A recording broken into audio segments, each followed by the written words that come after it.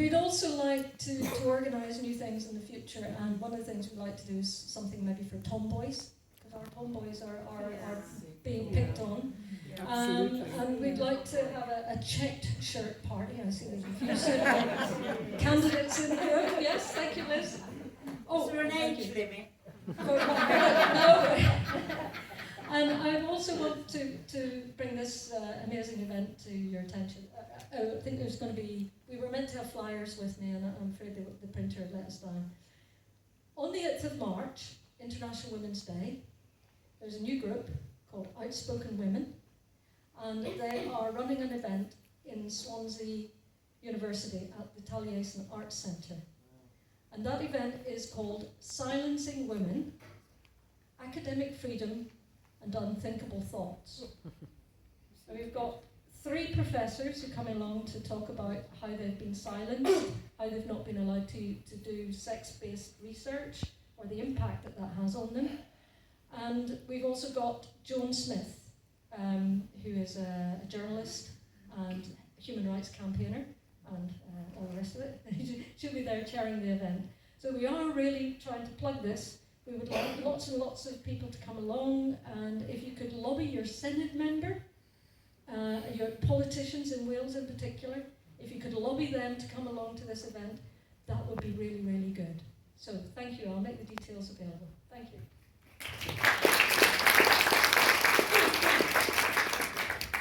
Thanks, Dean. I've got my ticket and I'm really looking forward to that event. Wednesday night, March the 8th, come celebrate International Women's Day in Swansea. So our next speaker almost needs no introduction. Paula Boulton, lesbian activist, co-founder of Lesbian Labour, tenacious, persevering, thorn in the flesh of the shadow cabinet, especially the Equalities Department. She doesn't give up. She's a writer, a musician, a poet, and a fabulous woman, and I'm proud to call her my friend, Paula Boulton.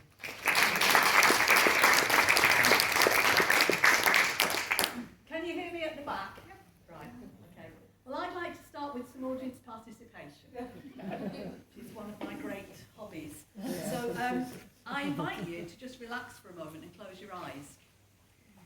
And I'd like you to bring to mind your perfect partner, your heart's desire, and hold that image. Just enjoy it. Keep it to yourself, because what turns you on is, after all, an entirely private matter. Now imagine someone who you couldn't possibly be physically attracted to because of their sex. Imagine being told that you need to work on broadening your sexual preference to be all-encompassing. Now open your eyes. I call that conversion practice. And as lesbians, if we fail to broaden up, we're branded as sexual racists by the CEO of the very organisation set up originally to advocate for those who share our sexual orientation. In fact, the name we've used for centuries to describe ourselves is now being used to mean something entirely different. Welcome to being a lesbian in 2023. I mean, if you have no doubts, you're in a stable relationship and you can hold your own, you can just shrug it off. Or maybe, like Anne Lister in 1821, you may respond eloquently with, "I love and only love the fairer sex, and thus, beloved by them in turn, my heart revolts from any love but theirs." And get on with your knitting and your cats and your gardens and, you know. Your axe throwing, yeah. Your camping, you know. But you might also be affronted. Dismiss it all as nonsense, or, God forbid, be offended. But you will carry on loving who you love regardless. Operating under the radar, as we always used to. Secret meetings, underground networks, away from the withering glare of the misogynistic patriarchal spotlight. But imagine you're a young, gender non-conforming teenage girl, struggling through puberty, desperate to escape the hypersexualization and hyperfeminisation all around you. Perhaps you identify as non-binary, a breathing space. Or perhaps you reject the mighty phallus and declare that you are a lesbian. Off you go to a shiny, fun, well-funded, queer or LGBTQ WTF, youth group. For those who are different. Home at last. You say, you fancy girls. They ask you, are you sure you're not actually a boy trapped in a girl's body? More conversion pressure. If you stick to your guns, you get the sexual racist treatment. Pressured to accept male bodies into your dating pool and told that you're transphobic if you don't. To those young women, we say, a lesbian is an exclusively same-sex attracted human female and we don't do dick. We are protected under the Equality Act on the basis of sexual orientation. Gender identity and sexual orientation are two completely separate things. They've never been comfortable bedfellows, and forced teaming of those issues isn't working. So let's call an end to the meaningless, ever-expanding acronym which just allows people to tick box their way through diversity requirements. Address each group individually. We're lesbians, not LGBTQ women. And we need to be visible and audible so that those emerging lesbians know that they're okay just as they are. So that they can see what a future lesbian life might look like. Of course, there were no role models for many of us either when we came out, but we found our way. Can we hope that young lesbians will do the same? We weren't up against the transborg, an ideology and propaganda that's telling us we're something else entirely. So I would like to have hope for those young lesbians, but it's not the same as it was for us. A young 14-year-old recently told a friend of mine that she'd decided she was trans. Last time we spoke, you said you were a lesbian, she challenged. Well, I don't know how to be one. I mean, what do lesbians even wear? I know what trans people look like. Wow. That's why we need to be visible. Yes. I also want to mention another issue. Can you put your hands up if you know of a lesbian who has transitioned?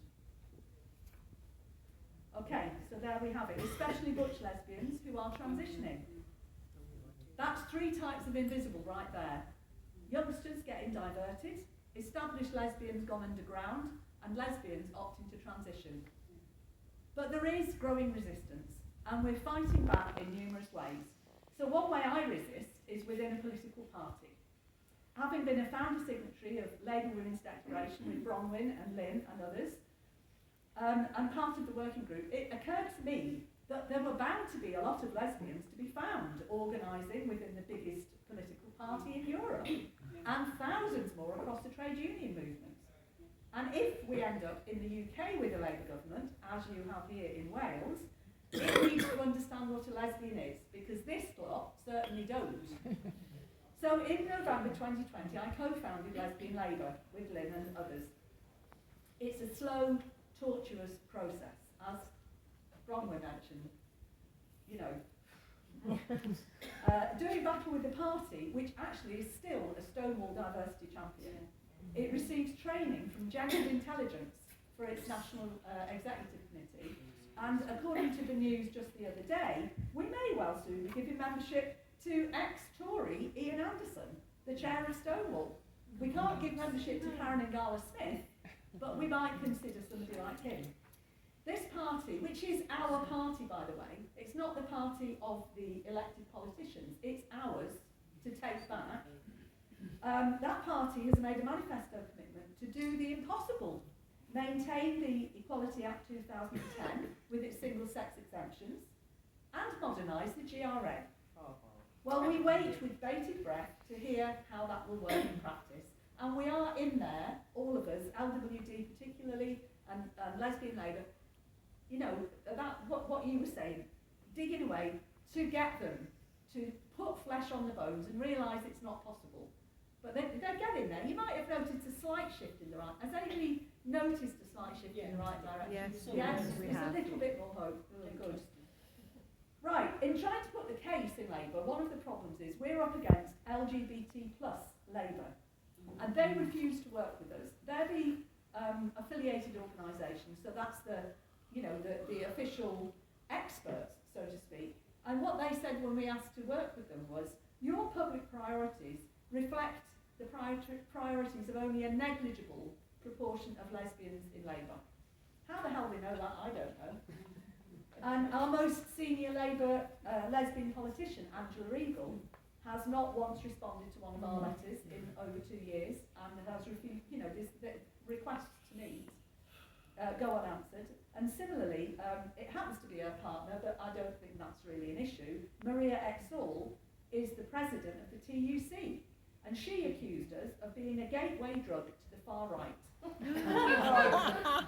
So I nobbled her at Labour conference in Brighton, and Angela had gone in, and she was going, come along, Maria, come along, Maria. And I nobbled her, and she said, well, give me a number. And I didn't have a pen, and I was, trying to find something. So we wrote it on the back of the leaflets, and I still have it, and despite numbers of attempts, there's been no contact there ever since either. I think that was her way of, fobbing me off. But I did think, I said to her, we lesbians are not anything to do with the far right, and you need to have that conversation to understand where we're coming from.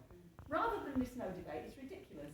But I don't know if has anybody managed to have a conversation with an LGBTQ group about that, because we haven't. I don't know if you have yet. It's ridiculous. Anyway, we will continue to try. The other thing is the trade unions, one after the other, are unthinkingly adopting self-ID, and there has been no member consultation. So, if anybody is a member of the trade union, that needs to be made a point. There's been no impact assessment done on this legislation on women or on lesbians, and that should be, it's written in. Everything is written into the way they do things. Anyway, nor that we have to pretend that we're one big, happy, ever-expanding, inclusive rainbow family, because we're not. We have the right to organise autonomously as lesbians in separate spaces in the time-honoured tradition of caucuses. And a caucus is by its very nature exclusive, and that's okay. We don't want men in lesbian spaces, and it's necessary to our survival to have male-free spaces. And right on cue, in walks Heather Summers, who used to provide for us a fantastic male-free space. Hands up whoever went to WIT. There must be some of them. Right, jolly good. Which was, you couldn't dream of it if you never went. So Women in Tune Music Festival here in Wales, year after year after year, the most amazing week to immerse yourself in women's ways. And there were lots of lesbians there, fabulous art space. And we want that again, as Dee's saying, it's the sort of thing Dee is creating. But that was thanks to Heather. Nice to see you, Heather. Thanks, Paula. Anyway, why do we want male-free spaces? You cannot surgically remove male advantage, or entitlement, or privilege. You can't chop those bits off.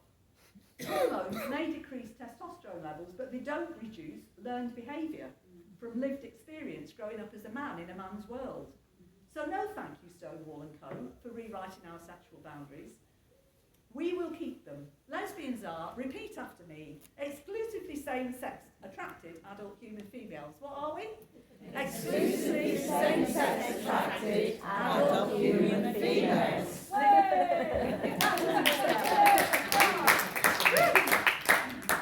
So the need to gather with our own kind is as culturally necessary as for any other group in society. We want a seat at the table on that basis. In Scotland, Scottish Labour would gain massive votes by being reasonable about sex-based rights, which, given Nicola's resignation today, must be obvious now to them. Hopefully things will change. And here in Wales, God help you, arguably, Mark Drakeford, the most powerful elected Labour politician in the UK, failed to consult with lesbians and the women's organisations, just the formal, all those that have swallowed the Kool-Aid are on the other side. So the plan launched the other week is a Stonewall document and should be ripped up. Yeah. We know that he wishes.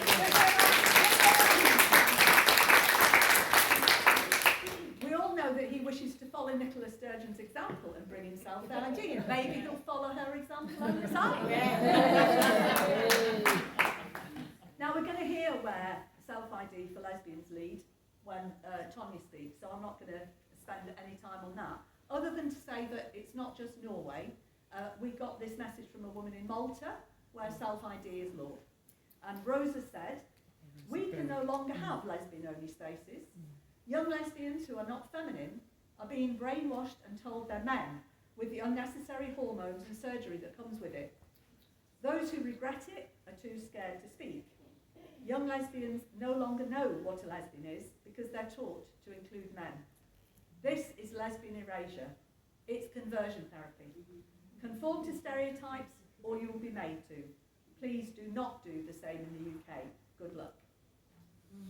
So finally, I just want to do a little bit about lesbian networking, like Dee, to cheer us all up. Many of us here, hands up if you're a veteran of the women's peace movement. Okay, look at that, yes. Hands are up. Now then, the threats against us were serious. A shoot-to-kill policy, if you got in the way of a lorry carrying a cruise missile, you know. So these twerps with their pink and blue hair and, you know, shouting at you, that's nothing, is it? We're not afraid of the current threats, but we do know how to weave a web. We are the spinsters. We're experts at word of mouth, secret signals, gaydar. It's how we survived, organising in small clusters, affinity groups, impossible to find a leader, and therefore impossible to shut us down. And now we have social media as a tool which allows us to spread internationally, and I personally bow to the goddess that is Zoom. Remember this, 40 years ago, before mobile phones, we got, thanks to Sue Lent and others who started the whole thing, 30,000 women to surround Greenham Common. That was before mobile phones, right? We never had funding, so being hidden and unfunded, there may be barriers, but that's not going to stop us. I believe in strength in numbers. United we stand, divided we fall, so let's build alliances. Our lesbian revival is underway. Not only do we need to resist erasure, but we need to reclaim our roots and rebuild our culture. Lots of groups and individuals are doing this in different ways, in different spheres. All of us here play our part. Obviously, Kate's already mentioned, they decided strategically to work together with gay men and bisexuals in order to have sexual orientation risen as an issue and to challenge Stonewall. That's a strategic decision. Elaine Hutton sitting here, the Lesbian Rights Alliance, they were out there in front of the Tavistock Clinic before most of us had even heard that there was going to be a Gender Recognition Act. You know, these groups have been there doing it. And challenged Stonewall before anyone else, which was written up in the Times. Lesbian Immigration Support Group is happening. There's a Sapphic Warriors Action Group, Lesbian Fight Back, Get the LL, well known in Wales for all their fabulous actions. There's LGBT Alliance Cymru, which has been mentioned. We now have Scottish lesbians who, in November, they got together and started a group. Lesbians United in the US, the Vancouver Lesbian Collective, the Lesbian Spaces Initiative that Dee mentioned at Filia, Proud Lesbians Project, and we have a fortnightly meeting where women, it started during lockdown, a Zoom meeting for lesbians to get together. And the first woman that came on that Zoom call was from Alaska. It's all right being the only gay in the village. She thought she was the only gay in Alaska. But anyway, so she got to meet with us and women from Tasmania, Sweden, Malta, Australia, Spain, Germany. There's an Australian woman who gets up in order to come to our 7:30 fortnightly meeting. I mean, I don't know what time it is in Australia, but it's certainly getting up early, isn't it? Anyway, camping groups, book groups, lesbian discos, all moving the struggle forward one step at a time. At our session in Leeds last night, there was a young lass from Todmorden, and they've just won the right to have a lesbian-only disco there. You know. We used to have them all the time. It was not They were new, ours was and it? we've lost them. We've lost them and we need to get them back. And it looks like we are doing bit by bit. As Lynn says, we've been doing it for years, and lesbians have been the canaries in the coal mine. True. Through doing that, though, we've built strength and resilience. Tenacity has already been mentioned. I'd just like to say, internationally, our sisters have got a different battle. Remember, however bad it is here, in 69 countries, homosexuality is still illegal. So I ask us, wherever you stand on this, whoever you decide to work with, however you want to do it, let's put our differences aside and work together for a safe and fair world for lesbians everywhere. Thank you.